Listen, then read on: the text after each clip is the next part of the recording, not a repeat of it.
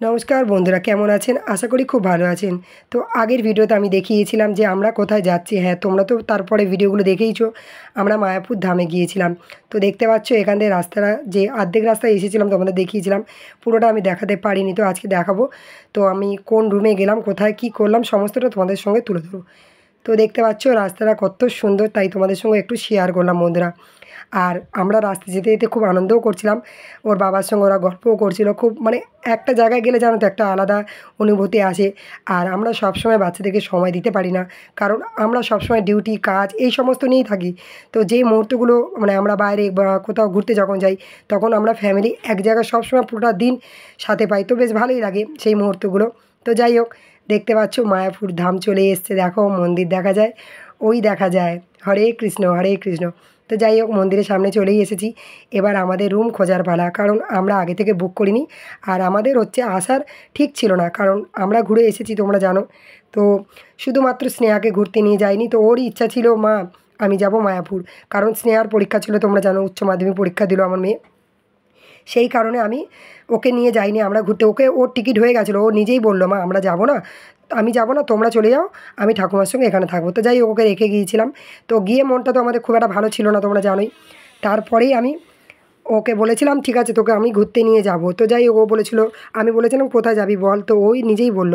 তো ওখানে দেখলে গদা ভবনে আমরা রুম দেখতে গিয়েছিলাম, কিন্তু গদা ভবনে আমরা রুম পেলাম না, কারণ ওটা আগে থেকে বুক করতে হয়। এর আগেরবার পেয়েছিলাম আমরা, যেহেতু আমরা আগে থেকে 1 মাস আগে থেকে বুক করেছিলাম।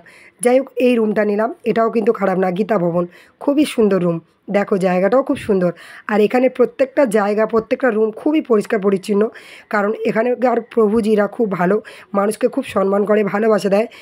হরে কৃষ্ণ সারাক্ষণ ওদের মুখে লেগেই থাকে, কারণ ওরা প্রভুকে ভীষণ মানে। তো যাই হোক, আমারও খুব ভক্তি বেড়ে যায় এখানে এলে, আর বারবার ইচ্ছা, এই জায়গাটা এমন একটা জায়গা যেখানে বারবার মানুষের ইচ্ছা হবে আসি। তো দেখো রুমটা দিয়েছে, আমি তোমাদের দেখিয়ে দিচ্ছি। আর 2-1টা দিন ব্যাপার, যেখানে দেবে সেখানেই ভালো, আর খারাপ দেয়নি, প্রত্যেকটা রুমই এখানে ভালো, কারণ ভগবানের তীর্থস্থান, ভালো তো অবশ্যই হবে। তো দেখতে পাচ্ছ মন্দিরটা কত সুন্দর করে তৈরি করছে। মন্দিরটাকে আমি তোমাদের পুরোটা দেখাবো, যেই মন্দিরটা নতুন তৈরি হচ্ছে, বাবাকে একটা স্থান থেকে আরেকটা স্থানে নিয়ে যাবে বাবাকে, সেই সেই মন্দিরটা আমি তোমাদের দেখাবো। বাবার কোনো পরিবর্তন হবে না, ভগবানের কোনো পরিবর্তন হবে না, শুধুমাত্র মন্দিরটাই ওরা চেঞ্জ করেছে।